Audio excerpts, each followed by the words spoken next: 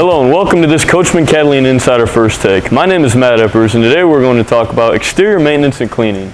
It is important to always clean your unit of mud and debris, especially on slide outs and other moving components. For metal and slide outs, we recommend a mild detergent such as dish soap and warm water, coupled with wash rags or dishwashing sponges.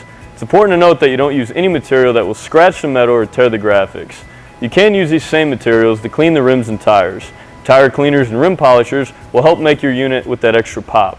An important component that rarely gets cleaned is the roof. Maintaining a clean roof can significantly reduce the chance of material breakdown and tears. For normal cleaning, use Dicor roof cleaners or standard products such as 409. Mild detergent is also sufficient. Do not use harsh abrasives or products containing solvents. For stubborn stains, use a rag dampened with mineral spirits. It's important to soak and not apply mineral spirits directly to the roof. While cleaning, rinse all areas thoroughly with clean water to avoid residue buildup on the roof or sidewalls.